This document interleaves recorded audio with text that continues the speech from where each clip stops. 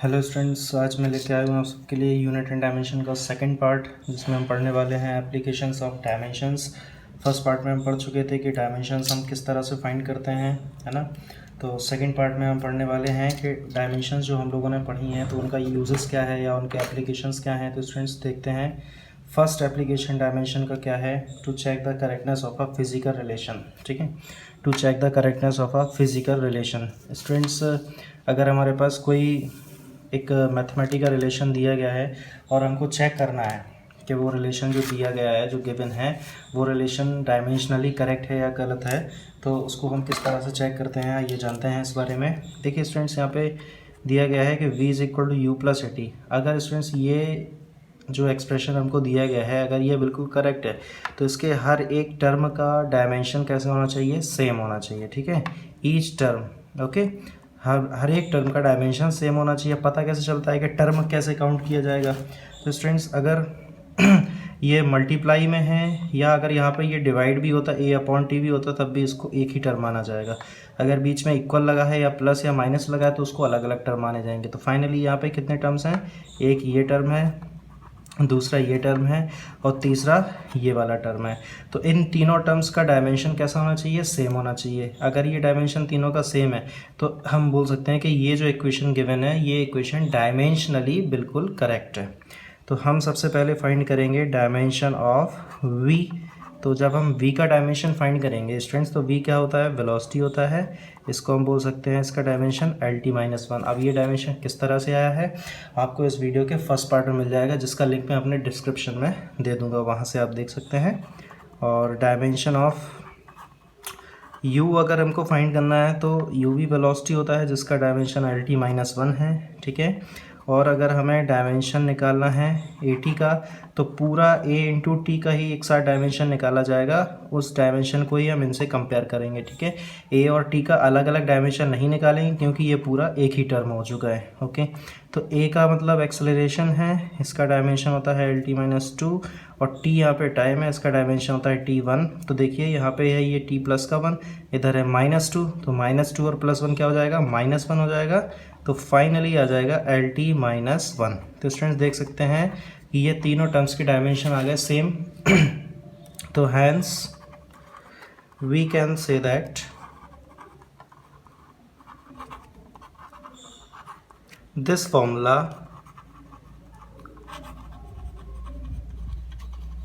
is dimensionally correct. This formula is dimensionally correct. Okay students, now इसके बाद हम पढ़ने वाले हैं डायमेंशंस का सेकंड एप्लीकेशन, जिसमें बताया जाएगा to derive relationship between different physical quantities, या इसको दूसरे तरीके से भी बोल सकते हैं टू फाइंड द फॉर्मूला, है ना, to find the new formula.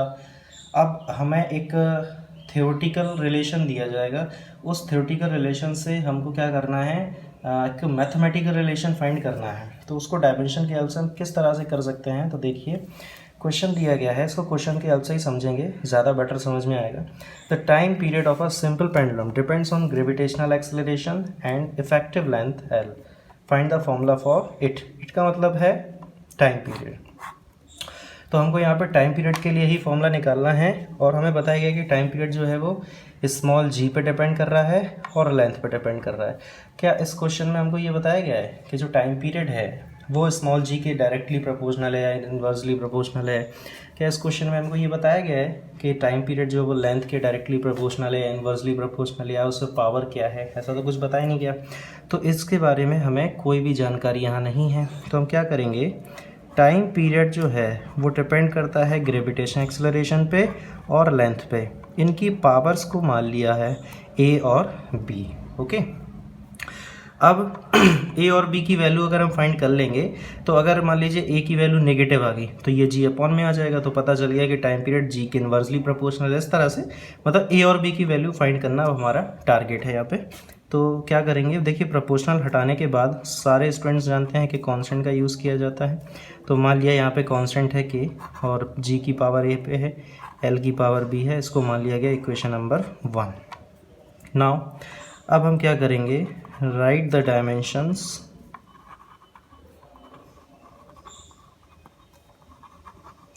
Of both sides.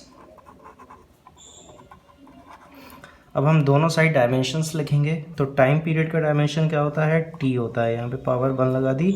ये देखिए के कांस्टेंट है, प्रोपोर्शनलिटी कांस्टेंट, इसका कोई डायमेंशन नहीं होगा। जी क्या होता है, ग्रेविटेशनल एक्सेलरेशन, इसका डायमेंशन लिख सकते हैं LT-2 और पावर कितना होता है इस पर, ए होगा। ठीक है, और यहाँ पे लेंथ है तो लेंथ का डायमेंशन L1 होगा और पावर इस पर कितना लगा हुआ है, B लगा हुआ है। आई होप इतना आपको समझ में आ गया। अब देखिए स्टूडेंट्स क्या करना है, अब हमें देखिए दोनों साइड से कंपैरिजन करना है, लेकिन कंपैरिजन करने के लिए दोनों तरफ चीज़ें इक्वल भी तो होनी चाहिए। यहाँ पे L है बट यहाँ L है नहीं, तो हम इसको क्या लिख सकते हैं, इसको लिख सकते हैं L0 भी लिख सकते हैं। L0 का था 1 ही हो गया और t की पावर 1 तो है ही पहले से। यहाँ पे हम देखिए क्या कर रहे हैं, L और T को सेपरेट कर ले रहे हैं। तो L की पावर यहाँ 1 है और इस पे पावर टोटल A है, तो A का मल्टीप्लाइज 1 में होगा तो L पे पावर इधर आएगा A, और ये L का पावर B और है तो ये प्लस का B, बेस इक्वल है ना इन दोनों L के, तो पावर ऐड हो गई। और T की पावर जो है वो कितना हो जाएगा, -2A। ओके, अब क्या किया जाएगा स्टूडेंट्स, अब हम दोनों साइड से करेंगे कंपैरिजन। तो कंपैरिजन करने से हमको क्या मिलेगा, देखिए L की पावर यहाँ पे है A प्लस B। ठीक है, तो A plus B is equal to, यहाँ L की पावर है 0, इसको मान लिया है सेकेंड इक्वेशन। ठीक है, अब यहाँ पे देखिए T की पावर है -2A, तो इसको लिख दिया -2A इज इक्वल टू, इधर T की पावर कितना है 1 है, इसको मान लिया ये थर्ड इक्वेशन। ठीक है, तो अब इन दोनों को सॉल्व करके A और B की वैल्यू कैलकुलेट कर सकते हैं। देखिए A की वैल्यू तो डायरेक्ट आ रही है, AG इक्वल टू -1/2, और A की वैल्यू को जब आप इस इक्वेशन में पुट कर देंगे तो फाइनली अपन को B कितना आ जाएगा, +1/2। ठीक है, ये तो सिंपल मैथमेटिक्स है, इतना तो आपको आता ही होगा, है ना। तो A और B की वैल्यू आ गई हमारे पास, और A और B की वैल्यू को अब हम कहाँ यूज़ करेंगे, इक्वेशन फर्स्ट में इसको यूज़ कर लेंगे। तो लिख सकते हैं इन इक्वेशन फर्स्ट। ठीक है, तो क्या आ जाएगा देखें, T is equal to K, G raise to power A है मतलब -1/2, और L raise to power B था तो B की वैल्यू है +1/2। ये पावर नेगेटिव में है तो इसका मतलब होता है 1 में आएगा ये, है ना।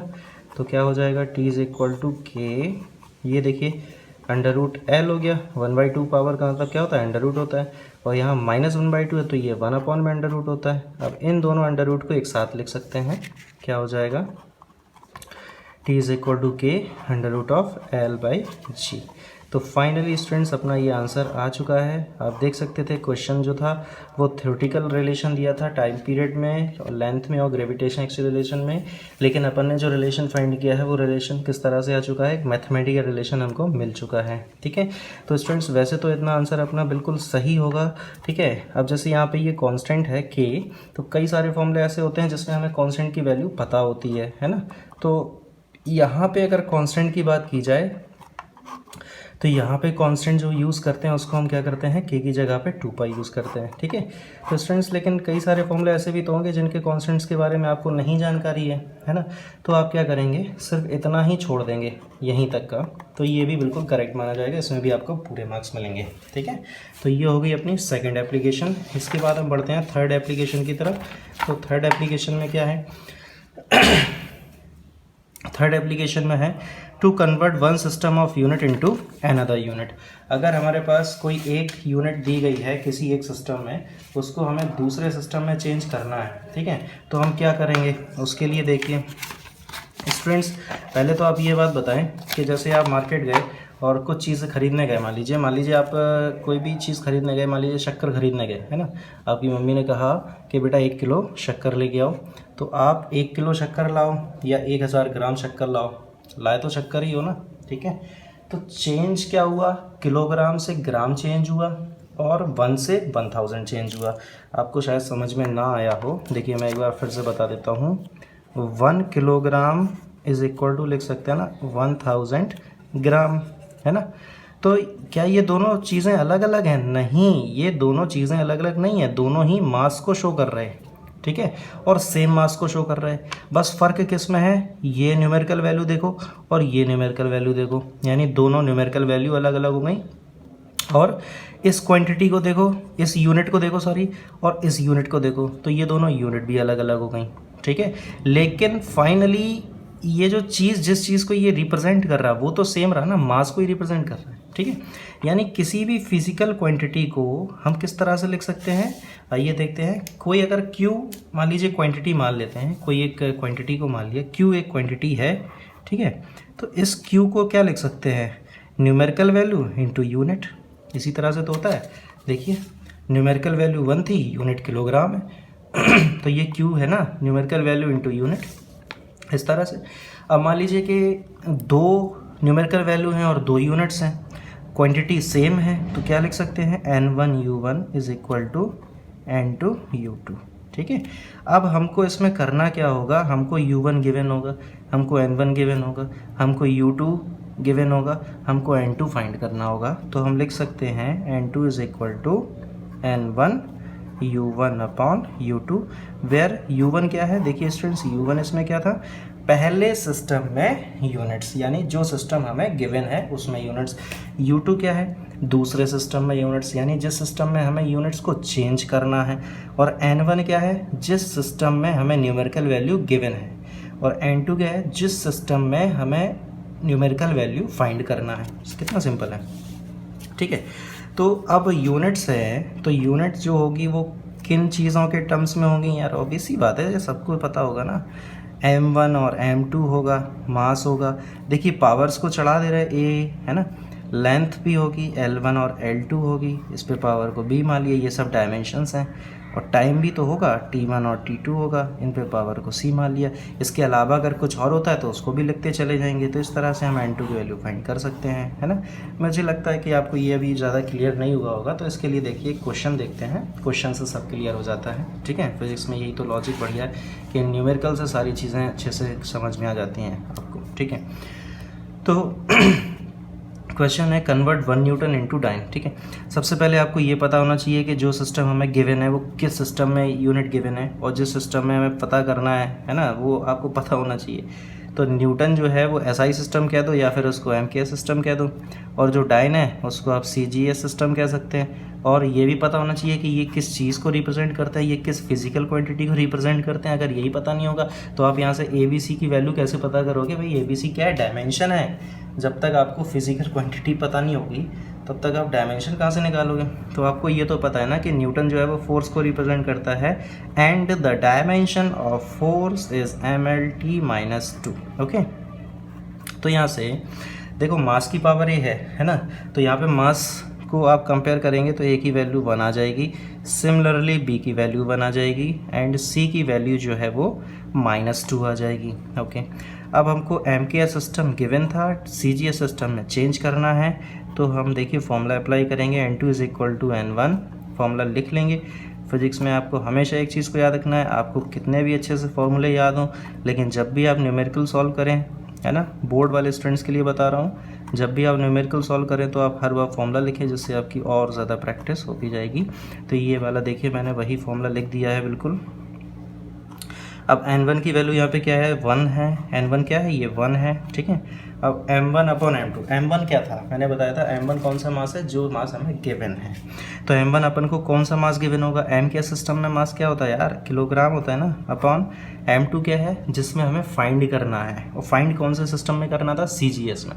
CGS में मास क्या होता है, ग्राम होता है, तो अपॉन में क्या लिखेंगे, ग्राम लिखेंगे। A की वैल्यू अपन यार पता है 1 है ना। तो L1 कितना था, देखो L1 क्या है, मास, सॉरी M के सिस्टम में लेंथ क्या होता है, मीटर होता है, और CGS सिस्टम में लेंथ क्या होता है, सेंटीमीटर होता है, और B की वैल्यू भी कितना है, 1 है। टाइम तो दोनों ही सिस्टम में सेकंड होता है, तो कोई दिक्कत नहीं है, सेकंड अपॉन सेकंड, इस पे स्क्वायर, सॉरी -2 पावर है, ठीक है। अब किलोग्राम को हम जब ग्राम में चेंज करते हैं तो 1000 किलोग्राम लिखते हैं, ठीक है, सॉरी 1000 ग्राम लिखते हैं, और अपॉन में भी ग्राम है, और इस पे पावर 1 था तो कोई दिक्कत नहीं होगी, ओके। मीटर को जब हम सेंटीमीटर में चेंज करते हैं तो 100 सेंटीमीटर लिखते हैं, और अपॉन में भी सेंटीमीटर तक कोई दिक्कत नहीं है, इस पे पावर 1 है तो कोई प्रॉब्लम नहीं आई। अब देखेंगे स्टूडेंट्स, ये देखिए 10 की पावर 3 है और ये 10 की पावर 2 है, तो टोटल कितना हो जाएगा, N2 आ जाएगा अपना 10⁵ और ये किस सिस्टम में चेंज हो चुका है, इसका यूनिट क्या हो चुका है, अभी ये डाइन हो चुका है, ठीक है। तो इस तरह से हम एक सिस्टम को दूसरे सिस्टम में चेंज करेंगे। तो जब भी हम किसी भी फिजिकल क्वांटिटी को एक सिस्टम से दूसरे सिस्टम में कन्वर्ट करते हैं तो उसकी न्यूमेरिकल वैल्यू चेंज हो जाती है, ठीक है, बट वो फिज़िकल क्वांटिटी सेम रहती है। अगर आप मास को एक सिस्टम से दूसरे सिस्टम में चेंज कर रहे हो तो जो मास है ना, तो वो टाइम नहीं बन जाएगा, वो मास जो है वो मास का ही मास ही रहेगा, टाइम नहीं चेंज हो, टाइम में चेंज नहीं हो जाएगा वो, ठीक है। ओके स्टूडेंट्स, इसके बाद है नेक्स्ट एप्लीकेशन। तो नेक्स्ट एप्लीकेशन कौन सी है अपने पास? To find dimension of constant in a relation. अगर हमको कोई एक मैथमेटिकल रिलेशन दिया गया है जिनमें कोई कांस्टेंट्स हैं, तो उन कांस्टेंट्स का डायमेंशन हम किस तरह से फाइंड कर सकते हैं, देखेंगे। ये क्वेश्चन है कि यहाँ पे हमको ए और बी का डायमेंशन निकालना है, p plus a upon v square, v minus v is equal to r t. Students मैं आपको इसमें बता देता हूँ कि यहाँ पे जो p है वो क्या है, किस चीज़ को रिप्रेजेंट कर रहा है, प्रेशर को। जो v है वो वॉल्यूम को रिप्रेजेंट कर रहा है। r यहाँ पे किस चीज़ को रिप्रेजेंट कर रहा है, r रिप्रेजेंट कर रहा है गैस कांस्टेंट को, ठीक है। एंड t क्या है, t रिप्रेजेंट कर रहा है टेम्परेचर को यहाँ पे। तो हमको यहाँ पे a और b का जो डायमेंशन है वो फाइंड करना है। स्टूडेंट्स ये वाला v वॉल्यूम को ही रिप्रेजेंट कर रहा है, अलग अलग नहीं है, दोनों सेम ही है। तो यहाँ पे a और b जो कांस्टेंट्स हैं हमको उनका डायमेंशन निकालना है। बहुत आसान है स्टूडेंट्स। मैं आपको एक बात बता दूँ उसके पहले कि जैसे मान लीजिए आपसे किसी ने कहा कि आप मार्केट जाएं और 1 किलो आलू लेके आए और 1 किलो प्याज लेके आए, ठीक है। तो आप मार्केट गए, ठीक है। तो आपसे जब आपने सामान खरीद लिया और आपसे कोई पूछता है कि आप क्या लेके आए, तो क्या आप ये बोलोगे कि मैं 2 किलो आलू प्याज लेके आया हूँ? नहीं बोलोगे ना। आप क्या बोलोगे, 1 किलो आलू लेके आया हूँ और 1 किलो प्याज लेके आया हूँ, ठीक है। अब आपसे मम्मी ने बोला था कि बेटा 5 किलो आलू लेके आना। आप जिस दुकान पे गए उस दुकान पे 2 किलो आलू ही थे, तो ऑब्वियस सी बात है कि 3 किलो आलू आपको दूसरी दुकान से लेने पड़ेंगे, है ना। तो आपने 2 किलो आलू एक दुकान से लिए और 3 किलो आलू दूसरी दुकान पे लेने चले गए। तो टोटल आपने क्या लिया, आलू लिए, कितने लिए, 5 किलो लिए। अब कोई पूछे आपसे कि बेटा क्या लाए हो, तो आप कन्फर्मली डेफिनेटली ये बोल सकते हो कि मैं 5 किलो आलू ही लाया हूँ। आप ऐसा तो नहीं बोलोगे ना कि मैं 2 किलो आलू लाया हूँ, 3 किलो आलू लाया हूँ। टोटल आप बोल सकते हो। इससे मैं ये बताना चाह रहा था कि दो फिजिकल क्वांटिटीज़ को हम तभी ऐड कर सकते हैं जब वो सेम हों, है ना। जैसे अगर मान लीजिए F plus alpha is equal to beta लिखा है, ठीक है। अगर यहाँ पे F फोर्स को शो कर रहा तो एल्फ़ा भी डेफिनेटली फोर्स को ही शो करेगा, ठीक है। और बीटा भी किस चीज़ को शो करेगा, फोर्स को शो करेगा। हम फोर्स में फोर्स को ही ऐड कर सकते हैं और फोर्स को ही यहाँ पे हम सब्ट्रैक्ट कर सकते हैं। और जब फोर्स में फोर्स को ऐड करेंगे या सब्ट्रैक्ट करेंगे तो जो रिजल्टेंट क्वांटिटी मिलेगी वो भी क्या होगा, फोर्स ही होगा, ठीक। तो कहने का मतलब ये था कि आप दो सेम फिजिकल क्वांटिटी को ही ऐड कर सकते हैं और दो सेम फिजिकल क्वांटिटी को ही सब्ट्रैक्ट कर सकते हैं, ठीक है। तो मैं ये इसलिए बता रहा था क्योंकि यहाँ देखेंगे कि P और A upon v square add किया गया है। अगर ये P प्रेशर है तो इसका मतलब ये भी चीज़ जो दी गई है A अपॉन वी स्क्वायर, ये भी किस चीज़ को रिप्रेजेंट करेगा, प्रेशर को रिप्रेजेंट करेगा। और हमें पता है कि ये फॉर्मूला जो गिवन है वो ऑब्वियसली बात है सही होगा। तो dimension of P is equal to dimension of A upon v square. ये सबसे फर्स्ट एप्लीकेशन जो है उसमें हम पढ़ चुके हैं कि जब भी कोई फॉर्मूला सही होता है तो उसमें हर एक टर्म का डायमेंशन कैसा होता है, सेम होता है। तो यहाँ पे दो टर्म्स थे, तो एक था P और एक था A अपॉन वी स्क्वायर। तो इन दोनों टर्म्स का डायमेंशन सेम हो गया। P जो प्रेशर है, प्रेशर का डायमेंशन देखिए मैं आपको बता देता हूँ किस तरह से निकालेंगे। प्रेशर इज इक्वल होता है फोर्स अपॉन एरिया। फोर्स का डायमेंशन हमको पता है mLT माइनस 2 होता है और एरिया का डायमेंशन होता है L2। ये यहाँ से कैंसिल हो जाएगा और जब ये वाला L ऊपर जाएगा तो डायमेंशन आ जाएगा mL माइनस 1 T माइनस 2। ये आया प्रेशर का डायमेंशन। तो इसको लिख सकते हैं mL minus 1 T minus 2 is equal to A upon यहाँ पे वॉल्यूम, और वॉल्यूम का डायमेंशन होता है L क्यूब, बट उस पर पावर 2 भी है, स्क्वायर है। तो आ जाएगा अपने पास, इसका यहाँ पे मल्टीप्लाई करेंगे तो आ जाएगा mL माइनस 1 T माइनस 2 और ये क्या हो जाएगा, L रेज टू पावर 6 हो जाएगा। तो यहाँ पे देखेंगे यहाँ पे L की पावर 6 है और यहाँ L की पावर माइनस 1 है, तो ये बचेगा कितना, mL की पावर 5 एंड T माइनस 2। ये डायमेंशन किसका आ गया, A का आ गया। ओके स्टूडेंट्स, नाउ अब हम कैलकुलेट करेंगे B का डायमेंशन। तो ये सेकंड वाला देखेंगे आप टर्म को, तो यहाँ पे वॉल्यूम और B को सब्ट्रैक्ट किया गया है। इसका मतलब है कि dimension of V is equal to dimension of B, ठीक है। तो इन दोनों का डायमेंशन भी सेम होगा, जितना डायमेंशन इसका होगा उतनी इसका होगा। अब यहाँ पे v किस चीज़ को रिप्रेजेंट कर रहा था, वॉल्यूम को, तो इसका डायमेंशन कितना हो जाएगा L3, और ये तो b का डायमेंशन हमें को निकालना ही था। तो ये देखिए स्टूडेंट्स, इस तरह से ये दोनों डायमेंशंस अपन निकाल चुके हैं a और b के। ओके, आई होप आपको ये वीडियो पसंद आई हो स्टूडेंट्स। मैं इसमें कुछ और न्यूमेरिकल्स आपको देने की कोशिश करूंगा, जो अच्छे अच्छे न्यूमेरिकल्स हैं जो किसी न किसी एग्ज़ाम में पूछे गए होंगे, ठीक है। तो उसके लिए मैं एक अलग से वीडियो बनाऊंगा, तो आप वहां पे जाके उसको देख सकते हैं। उसमें अभी थोड़ा सा टाइम लगेगा, तो मैं जैसे ही वीडियो बनाऊंगा तो आप मेरे चैनल को सब्सक्राइब कर देना, तो आपके पास लिंक पहुँच जाएगी। और इस वीडियो को देखने के लिए थैंक यू सो मच।